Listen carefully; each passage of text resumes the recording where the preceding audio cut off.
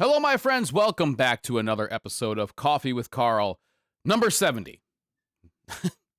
70. I don't know how we got here. This is starting to approach a little bit of ridiculousness as far as something that started off as a stopgap measure and literally a gap in content and putting something out to prevent there to be a long duration between pieces of content, which has spiraled into its own channel and its own thing, even with its own nickname. I don't know how we got here. Not sure. But it's because of you guys, and I wouldn't keep doing this if it wasn't for the great interaction and all that stuff. I feel bad sometimes. I'm going to say this right out front. You know, I talk here and we get to kind of discuss things that are up and coming or whatever. And then there's so much great interaction and comments and stuff like that. But the problem is that these videos come out and then I'm starting my work day and I don't have time to go back all the time and respond to the comments the way I would like to. And so it's really tricky. I try to do the best I can, but especially when attempting to juggle so much, I just hope that you don't ever feel like I'm slighting you by not responding. And I love the interaction. I don't want that to stop. So I do the best I can. If you took the time to write a comment, to take the time to respond. And sometimes that can be more difficult than others, but I'm trying to get trying to get into the stride again. And I think that it's just a matter of time and getting used to it. Again, thankfully, back on days. I can't tell you what a difference it makes mentally. A lot of people shared their stories with working nights and stuff, and it was pretty amazing to hear the way that people can deal with it and stuff. And somebody brought it up where they think that age is a big factor, and I agree. I think if you maybe get used to something when you're younger, and then when you're older, it's just not as much of an impact. And I remember when I've always done this thing. I don't know where it came from, but I've always done this thing where I do the normal thing that you always do, right? I mean, like work a job, go to school, whatever, and then I try to lump something onto that. I've done that ever since I can remember. So the first time I remember doing this, and why it ties into the sleep thing, is when I was working a job, and I was a mechanic right out of high school, and I was an angry guy because at that time I had gotten accepted to the college that I wanted to go to, and was told that basically this just financially is not in the cards, and that I could go to a community college if I wanted to. I did that for a little while, and coming from the high school that I went to, which is called Farmington High School here in Connecticut. It's one of the best high schools in the country. I remember there was a Newsweek article that was spreading throughout the school about how, wow, we made it into the top 100 in the country or whatever. And it was a great high school. It probably still is. Just a great sense of community and, this feeling that the sky was the limit kind of thing.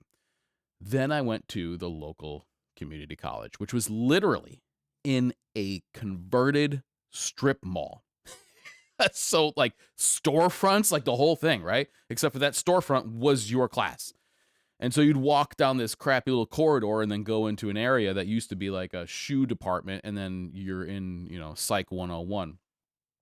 And so I went there for a year or something. And I was like, I'm not used to this. Seems like nobody gives a damn. People are here of all ages and stuff like that. And it more or less, I'll tell you what it felt like. It felt like a place that people went to wait for their next opportunity of employment. That's what it felt like. Some people my age, a lot of older people, and just this general feeling of we're getting in the hours that we have to, and that's about it. There was really no sense of support or anything like that, no sense of community at all. And it was a shock. I went from this place where really it was almost like you were coddled, right? People were like, you can do it and we're going to help you do it and whatever. And we're going to have a mission and all that stuff, to a place where it's like, show up if you want to. I don't know. Get an F, get an A. I don't really care. I'm collecting my paycheck. Shocking. It was a shock. It was a culture shock. There's no doubt about that. So I ended up not doing that. I went there, I got a few credits, and I was like, I guess college isn't for me. And sadly, I that was my opinion of college for a long time, because that was my only experience. I dated a girl who went to UConn, And I went there for a little while. Well, I didn't go there, but I went there to visit her. But that was about it. And then I had some friends who went to different state colleges and stuff. But that was it. And so I worked as a mechanic, and I was angry because I figured, okay, I guess this is what's available to me. Well, the opportunity arose where I could learn to operate a tow truck and get paid for every call that I went on at night. And so it was cash under the table. I could say this now because the business is long out of bit. It's long defunct. The owner is dead. I mean, like, there's nothing, and the statute of limitations has run out about 20 years ago. And anyway, the owner would give me cash under the table for every record call that I would go on. And the way it worked was, in the beginning we had a beeper, and then a little later we had a cell phone. And so I was basically working an on-call job at night and then going to work during the day. And I'll tell you, there was a few times where I had a call. It would be like 3:30 in the morning, and that was a pretty rough day ahead of us. We did 12-hour days on Thursdays in order to not work Saturday, although Saturday was available if you wanted to work. So it was like, the work was there if you wanted it, and you could spend your whole life there, basically, if you wanted to. Well, then I decided, of course, that I wanted to get into electrical. And I went to do electrical, and I still ran the tow truck at night because it was good cash. I mean, it was like, I'd be pulling in like $300 a week sometimes, just doing record calls. Cash under the table was great.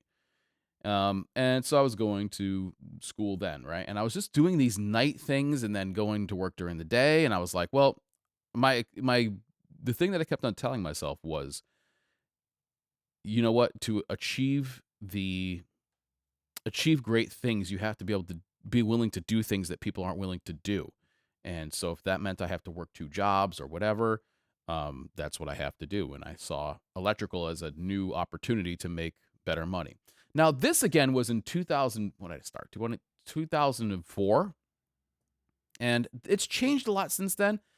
Back then, there was this feeling of, if you were in construction, you couldn't make it anywhere else, right? Construction was like the last stop for you before maybe you went to like prison or something like that. And, I think it was really unjustified, but maybe it's something about the state I live in, right? We have a lot of like wealthy, well-to-do people here with an opinion of labor that isn't exactly complimentary, especially if you go to places like Greenwich, there's a lot of very, very, very wealthy people here where I'm like, I don't know how I couldn't afford the taxes on your summer home. So there's this feeling towards us, or this was this feeling towards us that was like, you're a second-class citizen. And I didn't like that. So I figured, okay, I got my license. I'm making decent enough money now that I can let go of the wrecker thing. And I did. Well, what else can I do now on top of that? And I decided to go to school at the same community college that I had quit, maybe a decade prior, and get my degree. So I went there and I got my degree, and it took a long time because I was doing it at night. And I figure, okay, well, in order to keep doing great things, I have to be able to be willing to do things that people aren't willing to do. And so they had a pathways program where that went to a state school, and I ended up kind of doing 2 parallel paths, and I didn't know why. I just knew that if I kept on doing these things and gaining these, a degree or a certification or a license, that eventually I'd have more things, more tools to do something with. And again, I don't know what it's going to do for me, but I do know that it's going to open more doors than not having it. And at the time, I didn't have a wife, I didn't have kids, I had time on my hands, and why not? So that's what I did. And for a long time, I would just simply work my job, and I had something after, whether it was school or another job or whatever. And after that, it was time to start a family, and so I did. And it was, you would think that that'd be the time I go, all right, cool, that's going to be it. I'm going to do a full-time job and be a father, and that's it. Nope. On my honeymoon, I was reading The 4-Hour Workweek by Tim Ferriss. It was actually my second time through that book. And I started getting this urge. You start feeling like that butterflies in your stomach feeling where you're like, ooh, I think I could do something. I think I could do something really great. I didn't know what that was. Tim Ferriss talks about how he started a supplement company, and, it was able to afford him a better life and everything. And I was sitting there in Mexico looking around thinking to myself, I shouldn't have to dread going back to work the way I do. And I had a job that I didn't hate, but I was just like, This was a once in a lifetime kind of thing. Why should it be a once in a lifetime kind of thing? Why should going on a great vacation, obviously a honeymoon is supposed to be like, a great event. Why should going on a great vacation be something that you're going to experience once or twice in a lifetime? That's not acceptable to me. You know what I mean? I think that we deserve more than that. We should be able to earn more than that. I don't want anything given to me, but I want the pathway to make it happen. And so I said, okay, I got to do something. What am I into? All right, well, I'm into style. I'm into quality. I mean, but how does that dovetail with workwear? I didn't see any connection at all. So I came home. I tried, doing a couple videos. They really weren't very good. And then I put my first video out on YouTube in 2015, late 2015. I think December of 2015. Just made it. And 10 years later, here I am, still working a full-time job, still doing other stuff on the side, 2 channels here, which have grown, and I couldn't be more thankful for them. So I guess the point is that sometimes we have to do the things that are a little bit strange and out of the ordinary in order to, achieve an extraordinary life. And I love my life. I'm very, very thankful for it. And I think that we are made of tougher stuff than we give ourselves credit for often. And the opportunities are there, and you just have to reach out and kind of figure it out. You kind of have to start walking a path before you really know where it's going to go. I've really adopted that so much. You have to start going down a path. It almost doesn't matter, right? Like, the thing I'm going to tell my kids someday is, like, just start a business. I don't care what it is. I don't care if it fails tomorrow. The things you're going to learn from doing that thing are going to help you on the next thing. And if you spend your whole life waiting for that opportunity, waiting for everything to be perfect, it's never going to happen. So start, make the mistakes. Even if you fall flat on your face, you are going to be so much further ahead of the person who never started at all that it's going to blow your mind. So just start. And if I had to just chisel something on my tombstone, well, it would probably be my name. But if there was room for more, I might put that down there as well. So, boy, this really went off the rails. All right, so on to more clothing-related news. Is LC King out of business? I hadn't paid attention to them for a while. Then I looked when I was doing the roundup for those Carpenter jeans. They didn't have anything, and I noticed that a lot of things were out of stock, and then I kind of moved on with my life. And then I wore the chore coat that I have in last week's video, right? And people were like, hey, cool chore coat, where can I get it? And I was going to their website, and I realized that, like, everything's out of stock. So that started me down like a rabbit hole. I went to their social media. Social media hasn't posted anything since last year. And then I found a Reddit thread, and somebody asked this very same question. They said, I've been signed up for a year with updates to multiple pieces of clothing when they come back in stock. Today I just checked, and they say they are temporarily closed. And somebody wrote down below that they follow their eBay account, the LC King eBay account, and they've been selling off seconds and factory blemishes and stuff like that. Basically seems like they're clearing out their factory, which is crazy to me. Not that LC King was ever like the most popular brand in the world. And if you remember, there was another brand that was sort of linked with LC King. I think they were called Pointer Brand, if I remember correctly. And it was another. There are all these cool old workwear companies that don't exist anymore, like Headlight, Overalls, and Fink, and a lot of these guys, right? A lot of them cropped up back in the day, and I think that they had just adopted one of those. But what happened to LC King? They made some really cool stuff. That chore coat that I have is the only thing that I have from LC King, and the finishing on it is nice and clean. There are no loose threads. It's unlined, so there's no place to hide the blemishes. I don't know what happened. Now, they did get into some hot water. There was something with the owner and some comments that he made. I don't really know. I mean, I don't really get into that stuff too much because it's tough, man. I mean, like, anything you could say could be taken out of context and then used against you. Or if you're having a conversation, you have to worry about things being clipped, or God forbid you're even just in a bad mood and you say some stuff. How much stuff have you ever said, like, in your car to somebody who cut you off, right? You don't know that person. You just use what you have, right? You're like, stupid van with your stupid driver, or whatever it is, right? Or if you get a look at him, stupid blonde-haired jerk, you know what I mean? And to pretend like we're all, holier than thou, right? And never do that ourselves. I think it's just a lie, man. So boy, offer people a little bit of grace, will you? Anyway, I don't know what's happening. I don't know if that had anything to do with it. It's kind of interesting to see. And somebody had gone by there again in the same Reddit thread. Somebody had gone by the LC King factory or store or whatever, and they said the building was for sale. Is that the end of that brand? Oh boy, I hope not. The more that's out there, the better. I always thought, but every company, every brand has a life cycle. I don't care if it's Coca-Cola or MVMT or Brunt. Sorry, I just threw up a little bit in my mouth. They all have a life cycle, and there's a beginning, a middle, and an end. Just depends on how long that duration is. So, even if it's like the East India Trading Company or Zildjian Symbols, companies that have been around for hundreds of years, they'll all have an end eventually.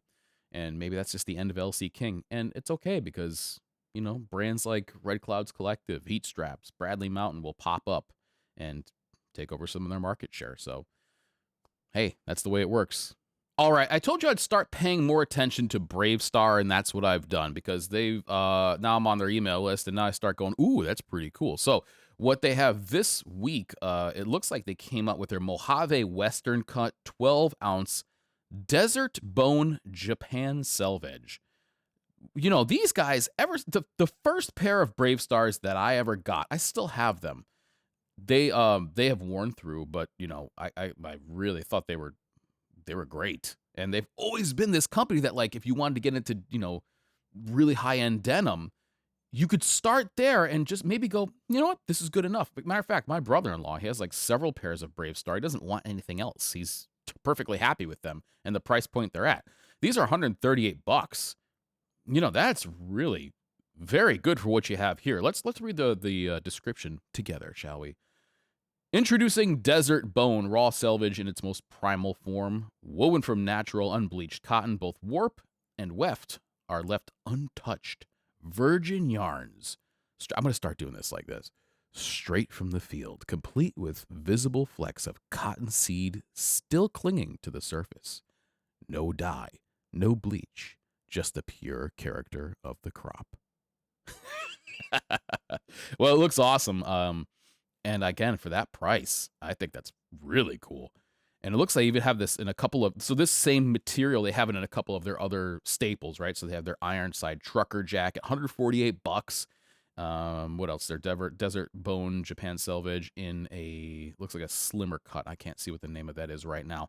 This Mojave Western cut is a higher rise. They have that sort of almost looks like a bull or something embroidered on the back there on the pocket details. So, if that's not your style, then, obviously these aren't going to be for you. But they do have it available in some other colors, which I think is really cool. But in the world of warmer weather clothes, it can be tough for us to find stuff that looks really good. And I think that, I have a pair from Kato, which I love. And these are kind of the same type of deal, but a little bit less expensive and with some unique details onto them. So, if these look like they're going to scratch the itch for you, or if you're just looking for something good to wear for these warmer months, 12 ounces is like, midweight. It's not too heavy. It's not too light. But $138, which may seem like a lot for denim, is not a lot for selvage Japanese denim. So this is, in my opinion, Bravestar, still one of the best places to go for just a great value. So again, it's tough in the summertime to find stuff that looks cool, but sometimes I think it's a good idea to lean into things that are a little different, right? You could find things that are similar to your flannels and heavy denim and leather and stuff that look summer appropriate, but then sometimes I think it's okay to just embrace a summery kind of, style. And that's what this is here. So again, last week I talked about, I think it was a short sleeve stretch thing from Flint and Tinder. It looked really good. And again, it's something that's a little bit different, but would work in the summer months. This is a little bit more extreme just because it's a print, but this is from Naked and Famous. This is their Easy Shirt Linen Cat's Blue. Okay, but basically what it means is like that's the print, right? But the color or the material is linen. But let's see what this is here, because it's actually a linen blend. So again, they say it's the easy shirt, right? Linen. If it's more than 50% linen, you could call it linen. If it's more than 50% something else, call it that something else. And that's kind of what we have here. So the Linen Cats is a lightweight Japanese fabric made from 85% cotton, 15% linen.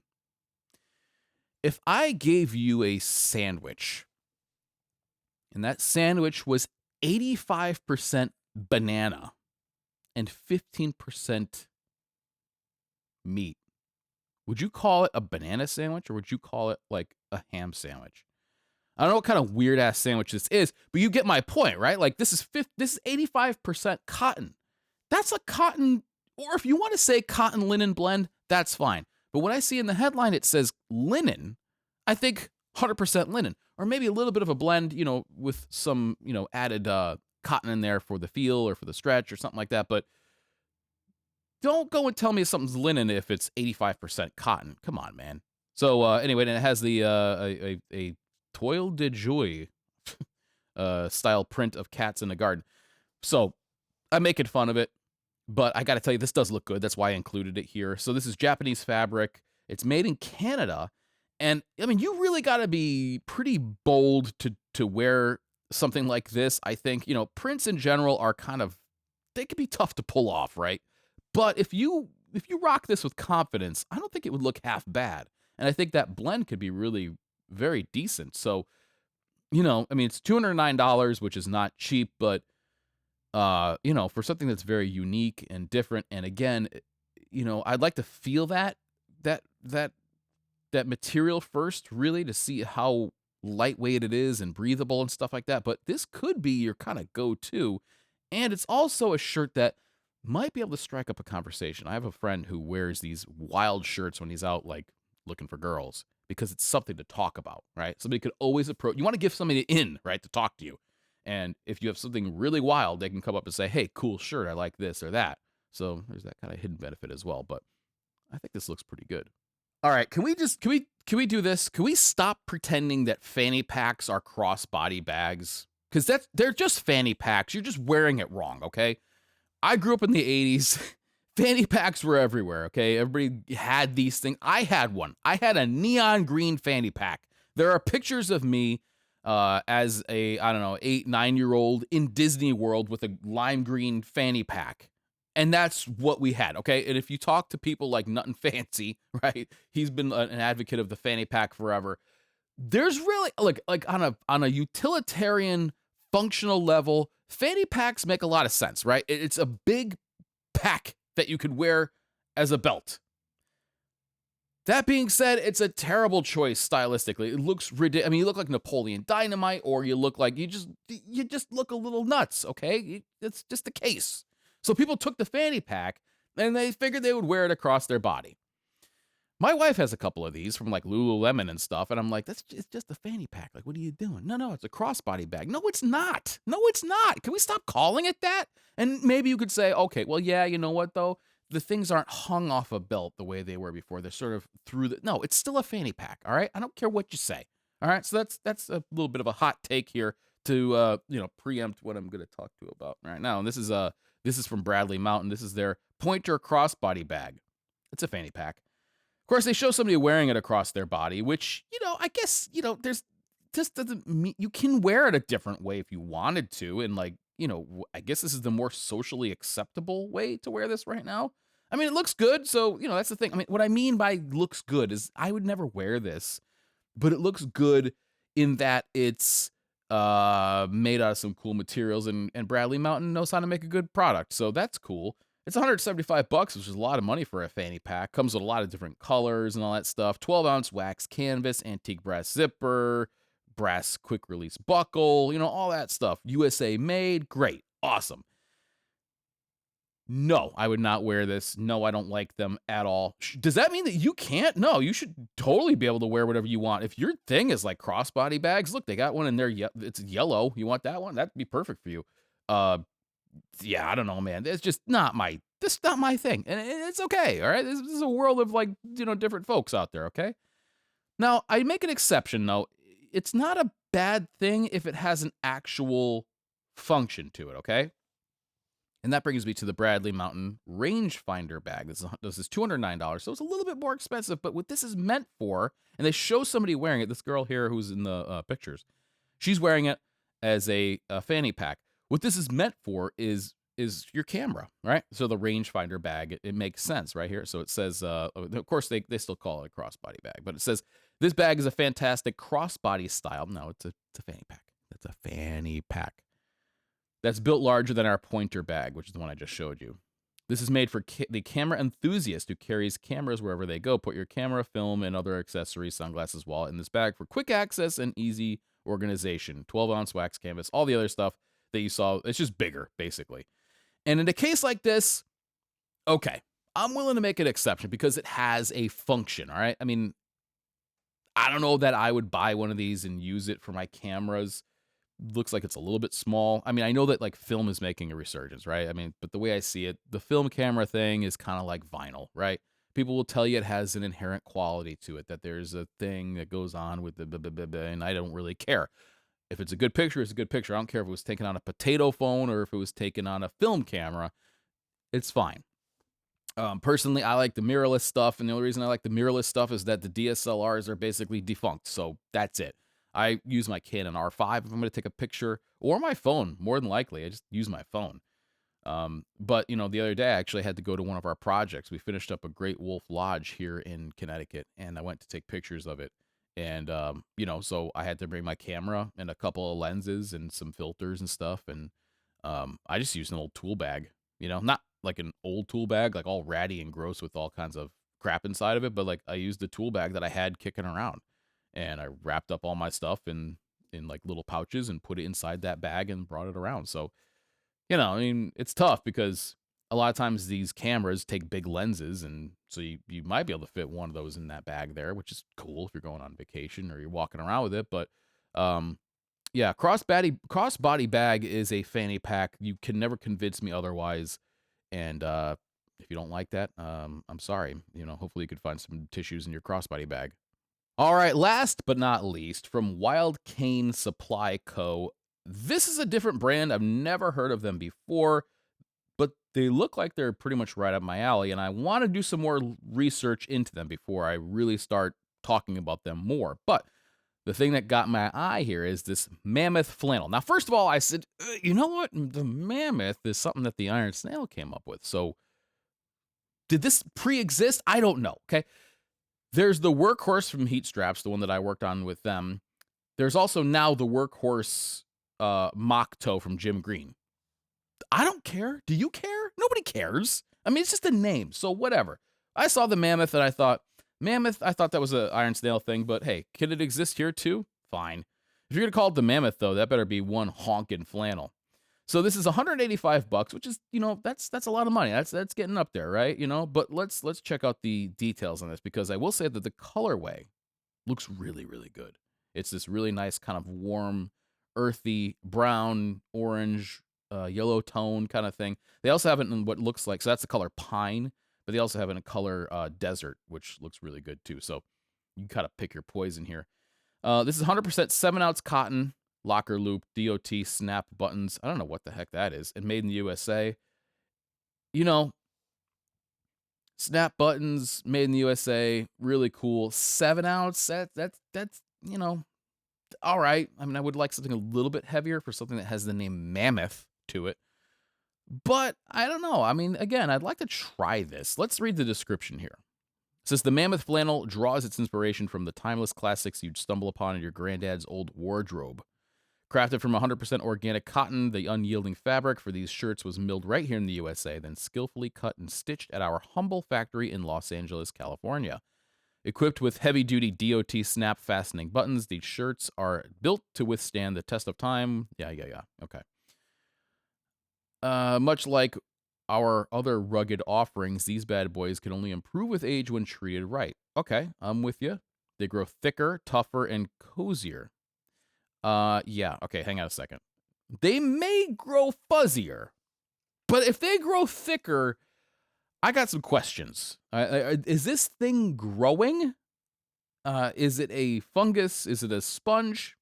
I think what they mean is that the nap will kind of build up and it feels like it gets thicker. But you're not going to buy a 7-ounce shirt and then, a few years later have a 14-ounce shirt.